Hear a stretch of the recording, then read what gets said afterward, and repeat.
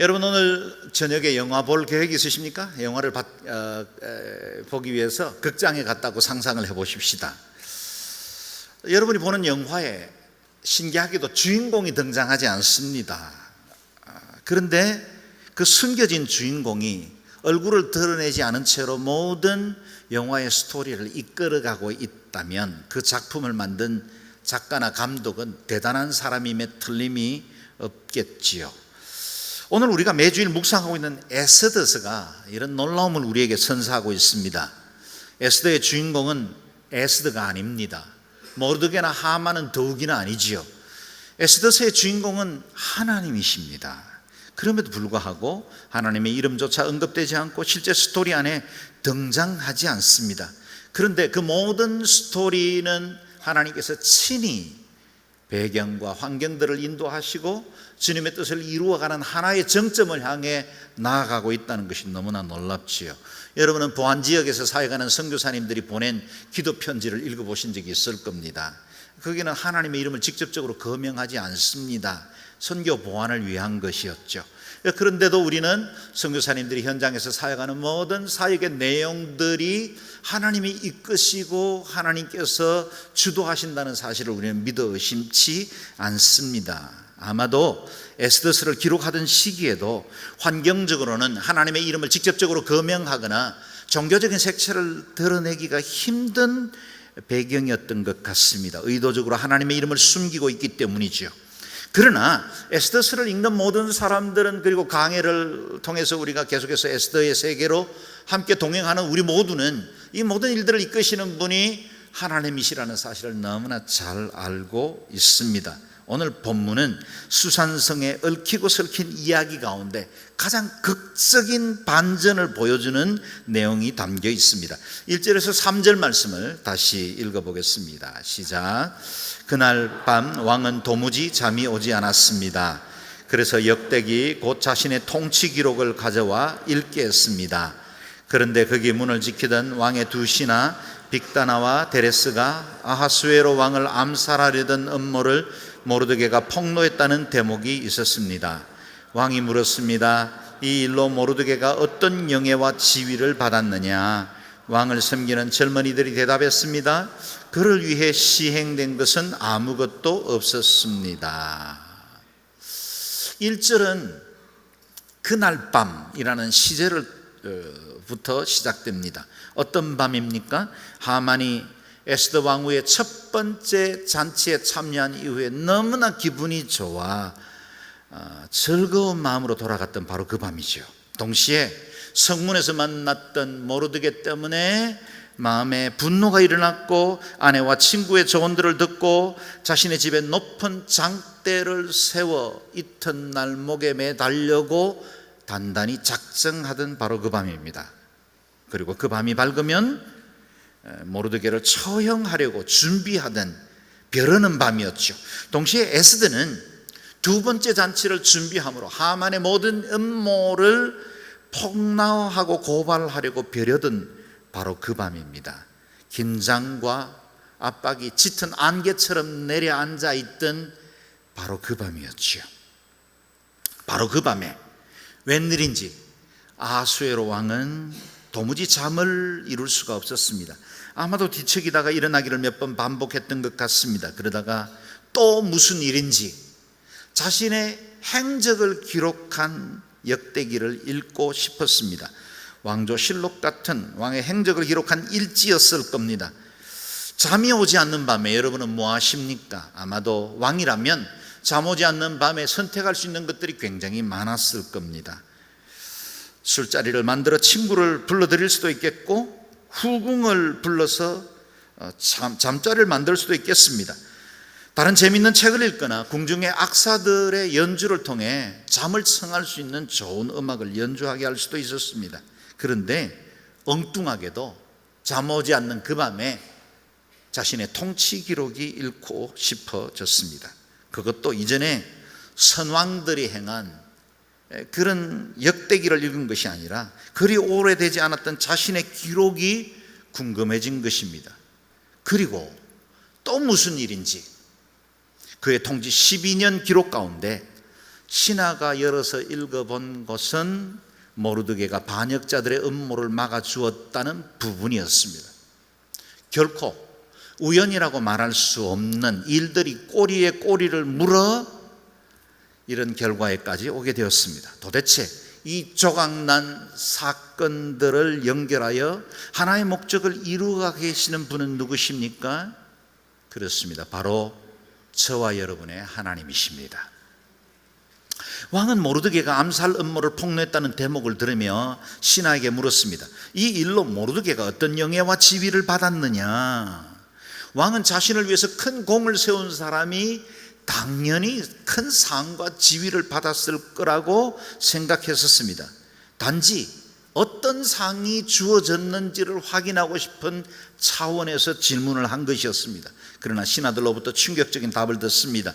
그를 위해 시행된 것은 아무도 없었습니다. 우리가 알고 있는 대로 페르시아는 인도에서 저 구스에 이르는 대제국을 형성하고 있었습니다.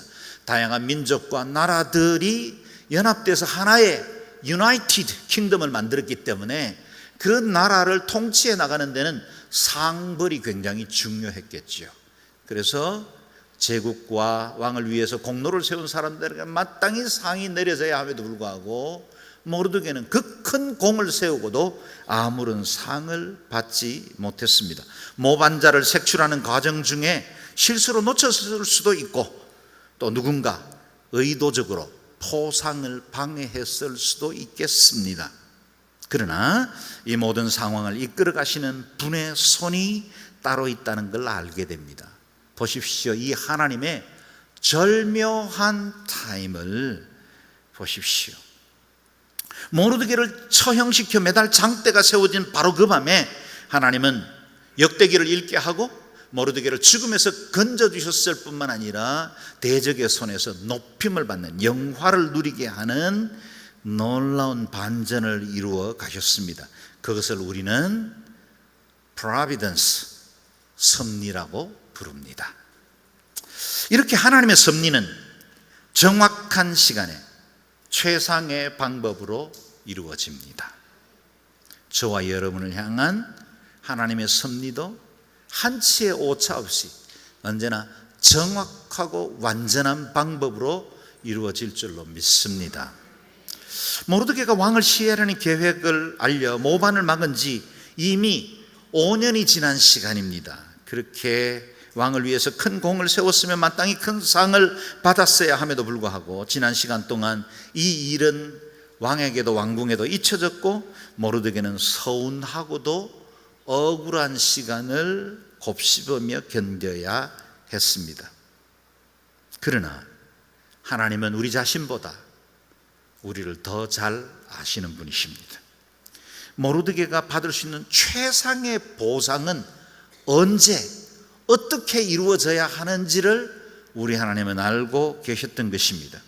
하나님은 모르드게 한 사람이 왕의 상을 받고 고관 대작의 관직을 얻고 부귀 영화를 누리는 것, 그걸 원치 않으셨습니다. 모르드게를 통해서 그 자신뿐만 아니라 유다 민족 공동체를 구원할 놀라운 섭리를 이미 5년 전부터 설계해 놓고 계셨다는 것입니다.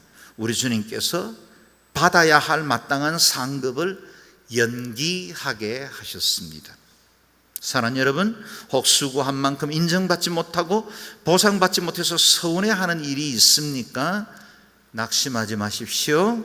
하나님께서 보상을 유보하실 때는 더 선하고 더 나은 방법을 아시기 때문입니다. 이제 하나님께서 모르드게를 위해서 준비하신 놀랍고 즐거운 일들이 시작됩니다. 본문이 길지만 4절에서 9절까지 한 절씩 교독해서 받들어 읽겠습니다. 왕이 말했습니다. 누가 뜰에 있느냐? 그때 하만이 자기가 세워둔 나무에 모르드게를 매달려고 한다는 것을 왕께 말하기 위해 막 왕궁 바깥뜰에 들어섰습니다. 그 시종들이 대답했습니다. 하만이 뜰에 서 있습니다. 왕이 명령했습니다. 들여보내라. 하만이 들어서자 왕이 그에게 물었습니다. 왕이 영예를 주려고 하는 사람이 있는데 어떻게 해주는 게 좋겠는가? 하만은 속으로 생각했습니다. 나 말고 왕이 영예를 주려고 하는 사람이 또 누가 있겠는가? 그래서 그가 왕에게 대답했습니다. 왕께서 영예를 주려고 하는 사람이 있다면 왕이 입으시는 왕복과 왕이 타시는 왕의 말을 내어오게 하시고 그 머리에 왕관을 씌우십시오. 왕복과 말은 왕의 가장 높은 귀족에게 맡겨 왕께서 영예를 주시려고 하는 그 사람에게 그 옷을 입히고 말에 태워 성의 거리를 돌면서 왕께서 영예를 주려고 하는 사람들에게 이렇게 해주신다 하고 외치게 하십시오. 아멘. 왕은 아마 그 밤에 거의 잠을 이루지 못한 채 꼬박 날을 샌 것 같습니다. 밖에는 날이 밝아오기 시작했습니다. 왕이 자신의 명령을 수행할 사람을 찾을 때 때마침 하만은 왕의 뜰에 들어선 때였습니다. 기가 막힌 시간이죠. 하만도 그 밤에 별로 잠을 자지 못한 것 같습니다. 한시라도 빨리 왕에게 이 모르드게의 목을 요청하고 그것을 교수형으로 매단 이후에 자신의 저녁 잔치를 즐거움으로 채워나가리라 그렇게 계획을 하고 이른 아침 왕궁을 찾았습니다. 아하수르 왕은 때마침 총애하던 하만이 와 있다는 이야기를 듣고 자신이 마음에 두었던 것을 상의합니다. 왕이 영예를 주려고 하는 사람이 있는데 어떻게 해주는 것이 좋겠는가? 왕이 물을 때 모르드게라는 이름을 언급하지 않은 건 얼마나 하나님의 신비로운 일들입니까? 이름을 거명하지 않고 영예를 주려고 하는 사람이라고 표현한 것은 하만의 편견 없는 의견을 듣고 싶었기 때문이었죠. 그리고 이 모든 상황을 극적인 반전을 이루기 위한 하나님의 섭리의 손이 이곳에도 함께했다는 사실을 알게 됩니다. 하만의 판단력은 교만 때문에 이미 능력을 상실한 상태였습니다. 하만은 속으로 생각합니다. 나 말고 왕이 영예를 주려고 하는 사람이 또 누가 있겠는가? 착각은 자유하지만 하만은 너무 나가버렸습니다. 교만이 하만의 눈을 가려 왕의 의도를 읽지 못한 게 한 것입니다. 그리고 스스로 자기에게 안겨줄 수 있는 최고의 영예를 상상하면서 왕께 아이디어를 냅니다. 왕이 입으신 왕복과 왕이 타시는 왕의 말을 내게 내어오게 하시고 그 머리에 왕관을 씌우십시오. 왕복과 말은 왕의 가장 높은 귀족에게 맡겨 왕께서 영예를 주시려고 하는 그 사람에게 그 옷을 입히고 말에 태워 성의 거리를 돌면서 왕께서 영예를 주시려고 하는 사람에게는 이렇게 해주신다 하고 외치게 하십시오. 하만은 당시에 왕이 그 군신에게 줄 수 있는 최고의 영예로운 방법들, 그것들을 다 모아서 왕께 건의를 했습니다. 왜냐하면 자기가 누릴 것이라고 생각을 한 것입니다. 왕의 옷을 입힌다는 것은 왕의 영광을 준다는 뜻이요, 왕의 말을 탄다는 것은 왕의 권위를 부여하겠다는 의미입니다. 그리고 성을 돌면서 백성들의 칭송과 영예를 받게 합니다. 그것도 왕의 최측근 고위 인사가 말고삐를 잡고 직접 성을 돌게 해주시면 좋겠다 건의한 것입니다. 아마도 이런 건의를 하는 동안 하만은 너무 신났지만 마음속 의도를 숨기기 위해서 표정 관리가 쉽지 않았을 거라 상상해 봅니다. 그러나 하만은 자기 무덤을 역시 열심히 파고 있다는 것을 모르고 있었습니다. 자신이 쳐놓은 올무에 서서히 걸려들고 있었습니다. 자신을 높이려고 한 만큼 오히려 원수였던 모르드게를 높이게 됐고 자신은 반대로 더 큰 수치를 당해야 하는 걸 어찌 알았겠습니까?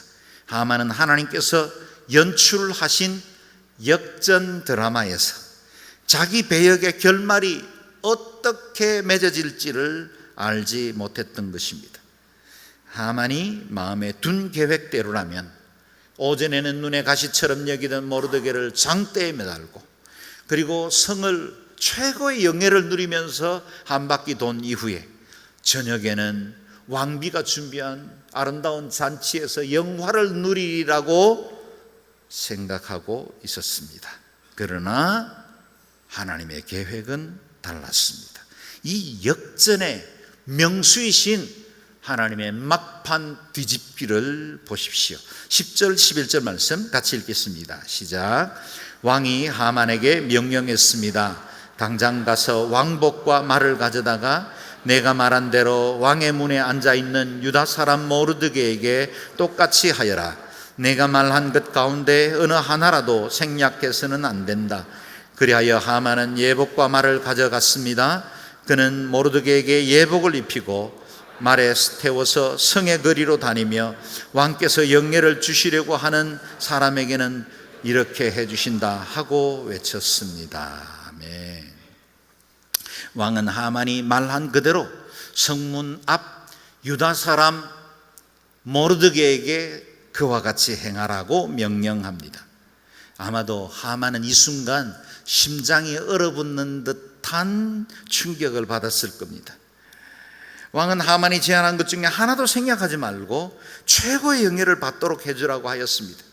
자신이 이를 갈고 있던 사람, 목매달아 죽이고 싶었던 그 사람, 바로 그 사람을 높이 칭송하며 말고삐를 잡고 성을 돌아야 하는 신세가 되었습니다. 아마도 외치기는 해야 했는데 그 표정은 결코 박지 않았을 것이라 상상할 수 있습니다. 마음에 내키지 않아도 거절할 수 있는 일이 아니었습니다. 왕의 명령이었고 그 무엇보다 자신이 내어놓은 모든 아이디어대로 이루어진 것 아니겠습니까? 모르드게를 없애려고 준비한 그 모든 악한 꾀가 정작 모르드게를 존귀하게 높이고 자충수가 되었습니다. 전문 용어로 쪽팔리게 된 것입니다. 그 때문에 잠언서는 우리에게 경고합니다. 사람이 하는 일은 여호와의 눈앞에 있으니 그분이 그 모든 길을 살피신다. 악인은 자기 죄악에 걸리고 그 죄의 올무에 걸려든다. 하만에게 이루어진 그 말씀 그대로입니다. 하나님께서는 모든 것을 살피시고 아십니다. 하나님은 의로우시고 신실하신 분이십니다. 우리 하나님 죽지 않으셨습니다. 눈 감고 뒤로 물러나 계신 분이 아니십니다.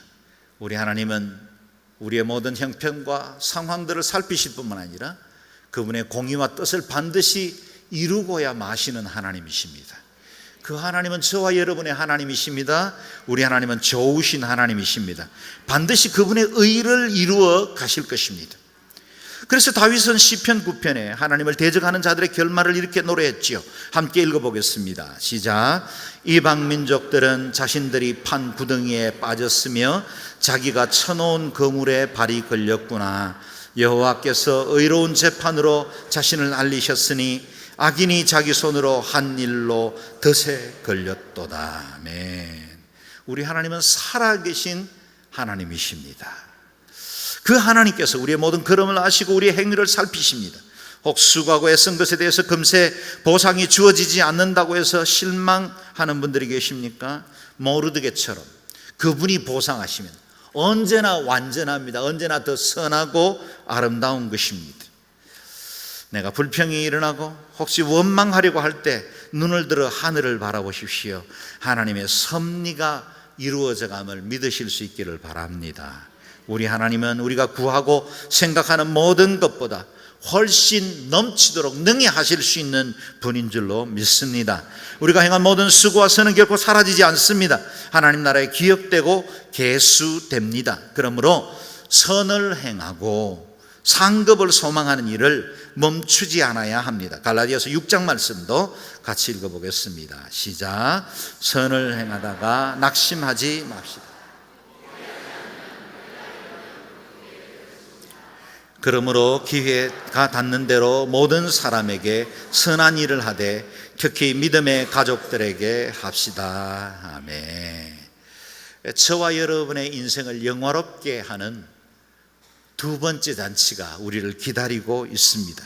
그 어린 양의 혼인잔치에는 우리의 모든 걸음을 아시고 우리의 수고와 믿음의 분투를 지켜주시고 인도해 주신 그 하나님이 마지막 날에 최고의 영예로 저와 여러분들을 존귀와 영화로 관시고 주실 그 어린 양의 혼인잔치를 준비하고 계십니다. 동시에 악인을 심판할 시간도 다가오고 있습니다. 12절에서 14절 말씀을 읽겠습니다. 시작. 그러고 나서 모르드게는 왕의 문으로 돌아갔습니다. 그러나 하만은 수심이 가득한 얼굴로 곧장 집으로 달려가 자기 아내 세레스와 모든 친구들에게 무슨 일이 있었는지 다 말해 주었습니다. 그의 좋은 자들과 그 아내 세레스가 그에게 말했습니다. 당신의 체면을 떨어뜨린 모르드게가 유다 출신인 이상 당신이 그를 당해낼 수 없을 것입니다. 당신은 틀림없이 망하게 될 것입니다. 그들 사이에 이런 이야기가 오고 가고 있는 사이에 왕의 내시들이 도착했습니다.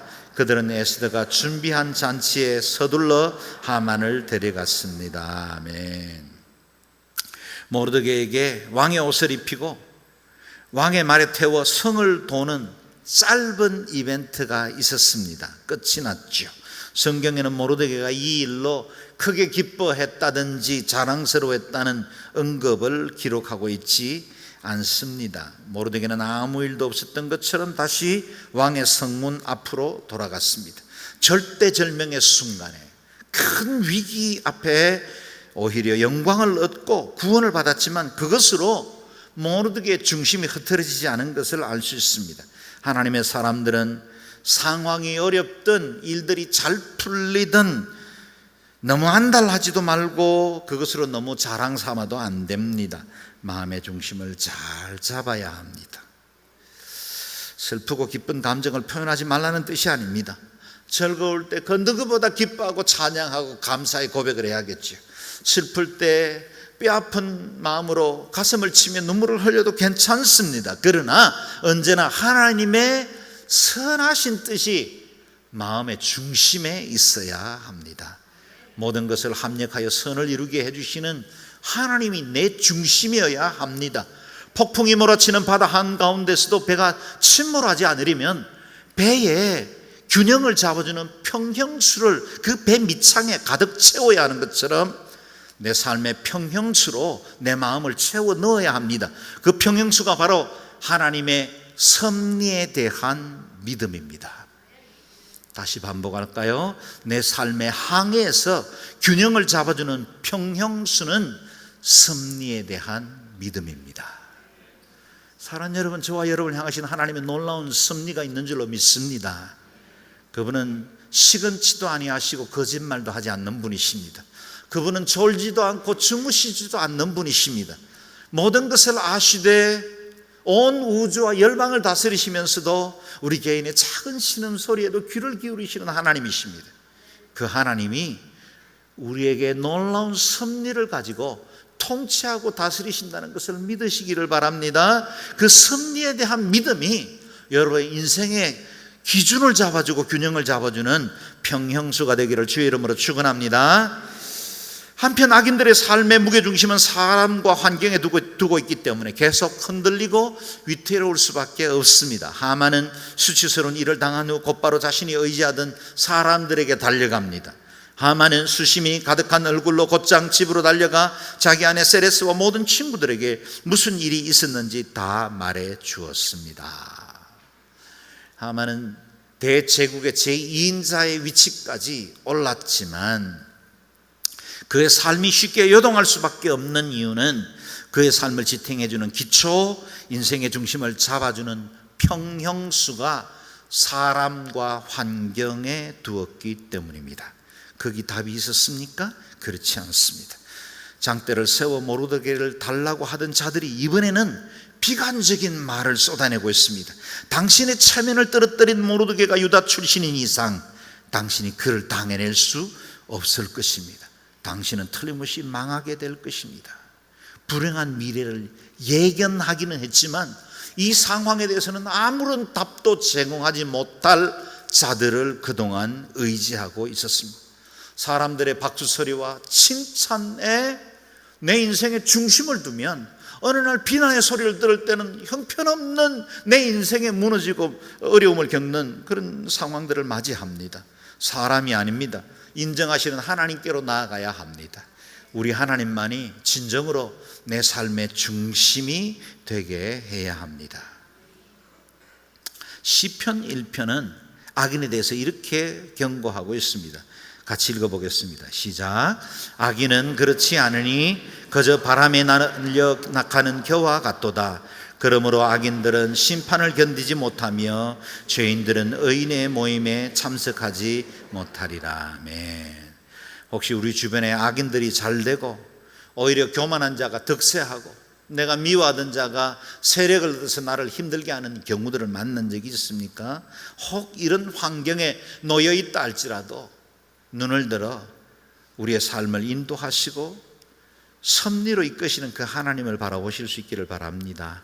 우리 하나님은 공의로우신 분이십니다. 악을 눈 감고 넘기시는 분이 아니십니다. 악인을 부러워하지 말고 그들과 어울리려고 하지 마라 하십니다. 왜냐하면 때가 되면 하나님께서 모든 불의와 악을 심판하시고 선악간에 상벌을 베풀어 주시는 살아계신 하나님이시기 때문입니다. 시편 58편 11절 말씀을 같이 읽어보겠습니다. 시작. 그때 사람들이 말하리라. 정말 의인들이 상을 받고 정말 세상을 심판하는 하나님이 계시는구나. 아멘. 정말 의인들이 상을 받고 정말 세상을 심판하는 하나님이 계시는구나 라고 말할 때가 옵니다. 모든 나라와 족속과 백성과 방언들이 함께 어린 양 되신 예수 그리스도를 찬양하고 그분의 신성과 거룩을 노래할 뿐만 아니라 악인들은 이를 갈며 소리 지르며 두려움으로 징계 가운데 나아가는 날이 반드시 옵니다. 두 번째 잔치, 어린 양의 혼인잔치가 시작되기 전에 우리가 사도신경에 늘 고백하는 것처럼 거기로부터 살아있는 자와 죽은 자를 심판하러 오시는 주님이 저와 여러분의 하나님이시고 또 그 주님이 온 우주와 열방을 통치하고 계십니다. 바로 그날 다시 오실 주님 예수 그리스도께서 선악의 기준이 되시고 우리의 모든 행위들에 대해서 보상하시고 높여주실 그날을 소망할 수 있기를 바랍니다. 마지막으로 기억하십시오. 하만의 지위와 존귀는 본디 자신의 것이 아니었습니다. 왕에 의해서 가진 그 권위가 자신에게 한시적으로 주어진 것이기 때문에 그것은 영원하지도 안전하지도 않았습니다. 최근 한국의 정가에 또 경제계에 이 모양 저 모양으로 비난을 받기도 하고 때로는 재판대 앞에 서기도 하고 감옥에 가는 수많은 권력자들을 봅니다. 재력도 권력이지요. 정치적인 것들도 권력입니다. 그러나 그 모든 것들은 잠시 주어진 것이고 그것은 하나님의 뜻대로 청지기처럼 운영해야 함에도 불구하고 그것을 잘못 운영하면 큰 어려움을 겪고 나라에도 공동체에도 위기가 되는 것을 보게 됩니다. 크든 작든 내가 가진 지위와 권력은 잠시 맡겨진 것, 양도된 것입니다. 언젠가 주인이 찾을 때 되돌려 주어야 할 것들입니다. 거기에 내 삶의 기초를 두면 안 됩니다. 영원하신 하나님만이 우리를 보정하시고 지켜주실 수 있는 분이십니다. 하나님은 지금도 우리의 예배 가운데 계실 뿐만 아니라 우리가 이 비전 빌리지를 떠나 내 삶의 현장으로 나아갈 때도 우리 주님은 여전히 우리와 동행하시고 우리의 모든 것을 살피시고 우리를 주께서 선하신 섭리로 인도하여 주십니다. 그 주님 신뢰하며 시편 139편의 말씀을 우리의 기도와 고백으로 삼으며 함께 읽어보겠습니다. 시작. 내가 주의 영을 떠나 어디로 가겠습니까? 내가 주의 앞을 떠나 어디로 피하겠습니까?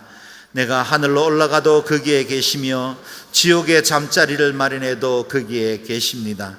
내가 새벽 날개를 타고 바다 저 끝에 내려앉더라도 어디에서든 주의 손이 나를 인도하시며 주의 오른손으로 나를 꼭 붙드실 것입니다. 아멘. 날마다 주님의 임재 앞에 코람대어로 살아감으로 주님의 섭리가 여러분의 인생과 삶을 영화롭게 하고 최후의 승리를 주실 때까지 날마다 주의 사람으로 승리하며 살아가는 저와 여러분 되시기를 주의 이름으로 축원합니다. 아멘. 기도하겠습니다.